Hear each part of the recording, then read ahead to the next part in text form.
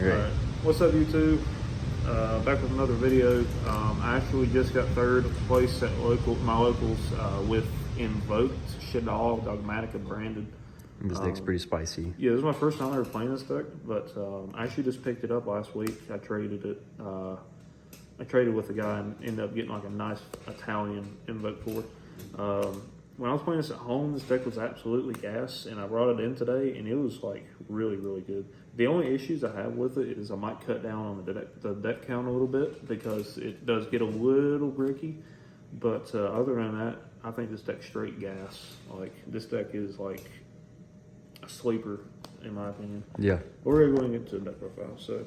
I do think having the ability to go into Winda and do more, because like Winda isn't enough like in the game now, but if you can go into Winda and still like can do more, like it's pretty good. Yeah, my main boards are usually consisting of like a setup for Winda plus extra negations, so it's really, really good. So for the invoke stuff, I actually chose to max out on like the standard. I know some people like in invoked mix arounds, they will play around with these ratios, like 2 Alistair, 1 invocation, and 3 meltdown. I just went all out because I wanted to just try this engine out by itself and just see how it worked. And it worked out pretty good.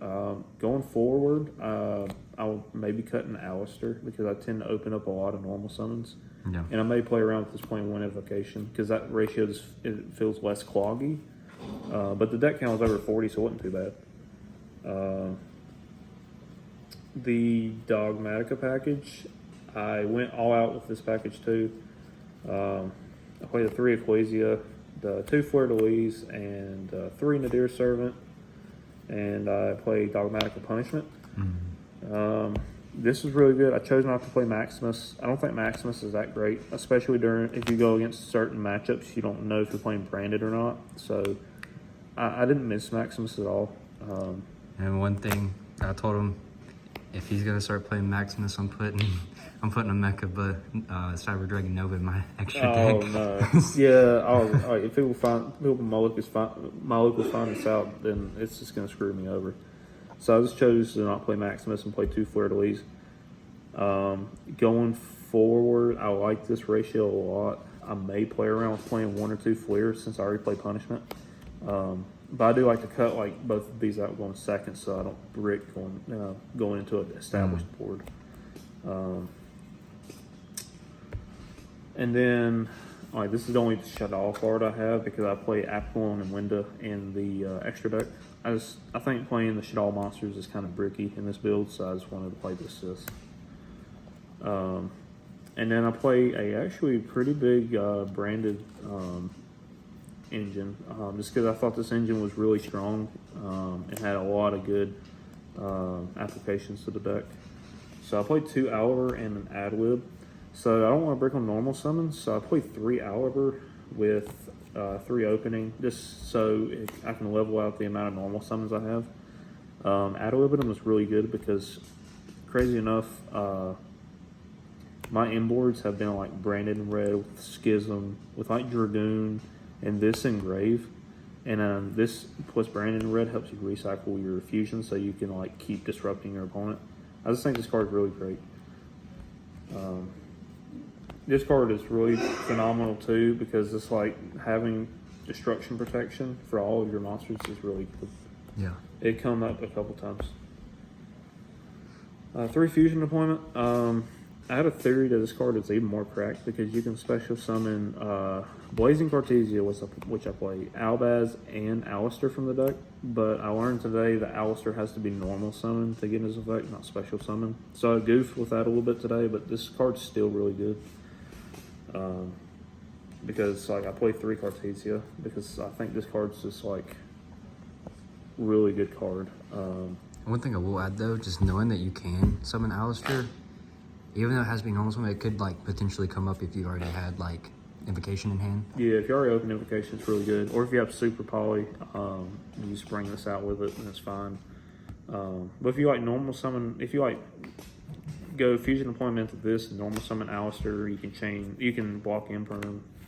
It's really like good. Alistair is kind of like a hero card. You can super poly and make almost anything with it because there's like an attribute for everything. Yeah, I only play like a couple, but I side more in the side deck just in case I like come up against weird matchups. So I played 2 Albaz. I played this because I played Dragoon, and I would play Dark Magician, but I discard like quite a few times in this deck. I don't want to keep discarding off Lubellian to make Dragoon, so I just wanted to make this. It's just an easy way to do it. 3 Branded Fusion. Played both of these because they're really nice. I don't play Lost because I play Meltdown, and these 2 are just better in this build. And then I play 3 Shadow Sight. This card's really good in Invoked. It fixes the problem in Invoked where you open multiple Alistairs, because Alistair's not once per turn and gets to give you an extra normal summon. And you can target Alistair and bring out Blazing Guards easy with this card. So it really does make the deck a little bit better. And then 3 Super Poly, and then 2 Tactics. Extra deck, double Makava, 1 Kaliga. That's all you really need. Play 2 of this because like this card is really good. This can like get you a window setup, and then this is just a good card if you make a Despia. Play your 2 Shaddolls, and then it's like generic monsters you just make. You make this off of Brandon Red. You can make this in your inboard. This is for Dogmatica Punishment and the Deer. And then this is all you need for the branded package, of course. Looks good. That's pretty much it. Deck's really crazy. I'm gonna try to play with it more going forward, see if I can fix it up a little bit, but I think this deck's a sleeper and this got so much gas to it. That's it. Shout out to Primetime, best gym on Mount Airs.